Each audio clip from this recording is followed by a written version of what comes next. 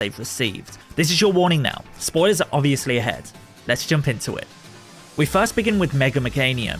The grass starter receives a huge glow up in this game, taking it from a pretty mediocre tank to a specially offensive beast with an additional fairy typing, capable of actually dealing a ton of damage, fixing the one problem Meganium had in previous games. You won't be disappointed if you pick this. Mega Emboar is next. Always typically a good, but not exceptional mixed attacker with special defensive bulk. This now improves its physical attack to insane levels, with access to some fantastic fire and fighting type attacks to go along with it. A little slow, a stat that is emphasized in the new battle system, but also not a criticism that's worth saying not to use. It's a fantastic choice. To finish with this game's starters, we have Mega Feraligatr. This was my personal choice and I was not disappointed. Improving its base physical attack stat by 55 points makes this capable of dealing insane damage, and a physical defense stat that's being heavily boosted too. The additional dragon typing gives it some nice resistances. Overall, an amazing choice. Barbaracle receives a Mega Evolution in this game, turning into a rock fighting type with a fantastic physical attack and insane defenses. Again, a little on the slow side, but Barbaracle has always been such a fun Pokemon to use, and this Mega accentuates everything good about this Pokemon. Mega Starmie, probably the most cursed design in this game. I simultaneously hate it, but also love it. Its running animation is nightmare fuel, and it goes from being traditionally one of the best special attackers in the game to a mixed attacker, getting a huge physical offensive boost. Surprisingly bulky as well, and retaining the speed stat that makes it so useful. It's so goofy, yet so powerful. Next up we have Mega Pyroar. There's not too many fire type options in this game, so this is worth looking at if you don't pick Tepig. This boosts every stat equally, exaggerating what made Pyroar a decent pick to begin with. A good, reliable, fast special attacker. You can't go wrong if you use this. We also have Mega Clefable, turning from a pure fairy typing into a fairy flying type, ultimately being a huge middle finger to fighting ground types. Again, every stat is pretty equally buffed, but with a bigger boost to its special attack, making it a much better offensive presence to go with its natural bulk. Special attackers are very useful in this game, and it's definitely worth trying Mega Clefable. I'm a big fan of this.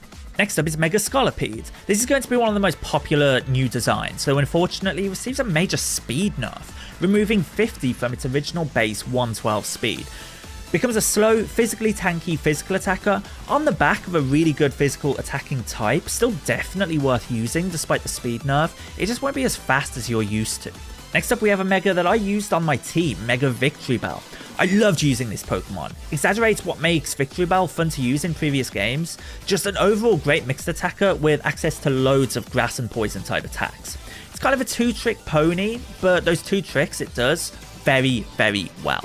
We also have Mega Excadrill, a Pokemon that I also used on my team. This thing has seemingly been min-maxed to the extreme with a monstrous 165 base physical attack and very good physical defense and speed to match. Access to practically all the best physical attacks in the game with moves like Earthquake and Rock Slide. This Pokemon carried me through the second half of the game. I give it a glowing review, it really is fantastic. Next up is Mega Electros. Unfortunately, we don't have abilities in this game, so it will have a ground weakness, but equal boost to its physical and special attack, meaning it can do huge damage to any Pokemon that specializes in a particular defensive stat, and access to a huge variety of attacks, especially if you're willing to go out of your way to find and use TMs. This can be anything you want it to be, and it's definitely worth picking up. The first new Mega Evolution we saw in trailers, Mega Dragonite. A slight nerf to its physical attack, now becoming a predominantly special attacker with the insane bulk you expect to see from Dragonite. It's a little weird to use. If you're not going to use its Mega often, you'll want to retain its more traditional physical attacks, but if you plant a Mega in every battle, then definitely teach its special attacks. You won't be disappointed. Next up we have Mega Malamar. Unfortunately, arguably the weakest new Mega Evolution in this game. Unfortunately, has pretty middling stats across the board, especially for a Mega, only really excelling in special defense. In a fast-paced game like this, you want to be dealing as much damage as possible, and this just simply won't be that Pokemon. Maybe it will excel in future games? That remains to be seen.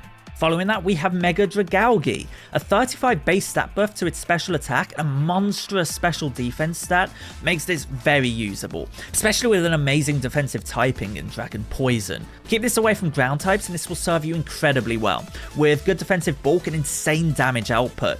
Probably one that will go under the radar, but definitely worth using. Next up is Mega Frostlass, and this Pokemon finally fulfills the potential Frostlass has always had. Always been a speedy Pokemon with a special attack stat that wasn't quite there. This receives a plus 60 buff to its special attack to pair with its amazing specially offensive typing. This will hit hard, it will hit quickly, and against specially offensive Pokemon in particular, it can even take some damage. A very nice glow up for Frostlass in this game. Another Pokemon we saw in trailers, Mega Hawlucha. Retaining the speed stat that made it so fun to use in previous games, with a huge buff to its physical attack, to pair with its amazing physical attacking typing. Not much to say about this. This is exactly the type of buff you wanted a hypothetical Mega Hawlucha to receive. Will serve you incredibly well. Next up we have Mega Scrafty.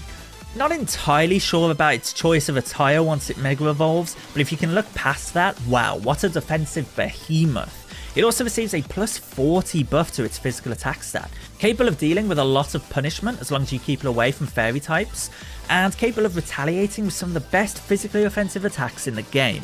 It was always a Pokemon that went under the radar, has always been pretty good, but wow, what a glow up. Staying with Unova Pokemon that received Megas, we have Mega Chandelure. Boasting the second highest special attack stat in the game, second only to the legendary synonymous with this game, wow, this Pokemon is a threat. If you've used Chandelure before, you'll feel right at home using this. Pretty equal buffs across the board and retains its Ghost Fire type. They made a good, fun Pokemon to use, more good and more fun.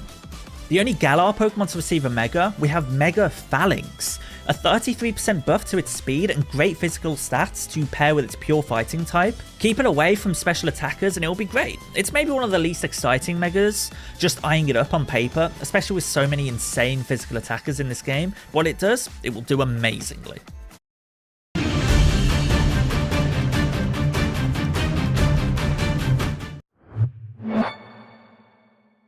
Skyline's new chicken chili is here. Now you can enjoy that legendary Skyline taste with in this game. What it does, it will do amazingly. A Pokemon I'm excited to see receive a Mega, we have Mega Skarmory.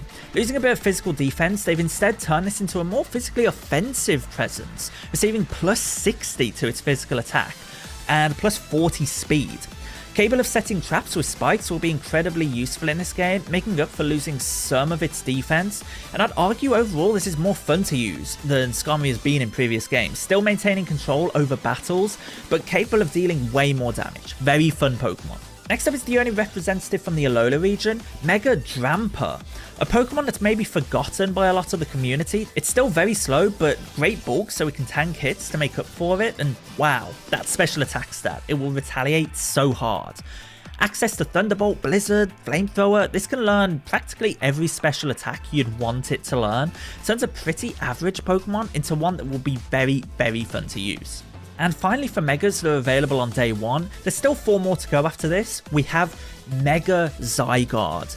Only available to use once your Zygarde is at 50% health and turns into 100% form. To make up for that, it's given a health stat that is basically double that of any regular Pokemon, and a special attack stat of 216 means anything it hits will die. Not faint, but actually just perish. Obviously not going to be able to be used during your main adventure, more for collection purposes, but so good to see Zygarde receive more love. Now we have 4 Megas that as of day 1 you can't access immediately, but via events or just coded into the game. Of those, 3 of them we've seen in trailers. The Megas for the Kalos starters. Let's talk about them. First off, we have Mega Chestnut, probably going to be available in December via playing ranked battles. It possesses maybe the most physical defensive bulk in the game and can retaliate with its fantastic physical attack. It loses a bit of speed, turning an already slow Pokemon into one that will be waiting around to attack a little bit more often, but it meant they can buff its defenses to unimaginable levels, so maybe a worthy trade-off. Next up we have Mega Delphox, a Mega that will be available hopefully by the end of November. I've always loved Delphox. Fennekin was my first starter in Kalos in 2013, and they really have done this Pokemon justice, boosting its special attack by 45 base stats, a huge speed buff, and crazy good special defenses for a Pokemon so offensively orientated. This will be so fun to use once it's available. Keep it away from physical attackers and it will be amazing, such a wonderful glow up. And finally, out of the new Kalos starter Megas, we have Mega Greninja, technically available now at the time of this video, but good luck getting through ranked battles early in the game. Not actually too much to say about Mega Greninja. It's a superb mixed attacker, incredibly fast, paper thin defenses, so act more like a glass cannon. capable of learning such a variety of attacks. It's such a shame we can't use these on our initial playthrough of the game. I'd have loved to use this. There is one more Pokemon that receives a Mega. It isn't available to actually use at the time of release, but there's a big chance it could be given out via an event distribution in the future. That Pokemon is Eternal Floette, a Pokemon that is pivotal to the main story, and Mega Floette, if made available in the future, will be a very fun special attacker to use. It's not guaranteed that this will ever be usable, but I thought it should be included just in case. It is coded into the game. A lot of work has gone into this video. A like would be amazing if you enjoyed, or dislike and leave a comment telling me what I could do to improve for the future. Subscribe so you don't miss any more of my future Legends EA videos, and see you in the next one.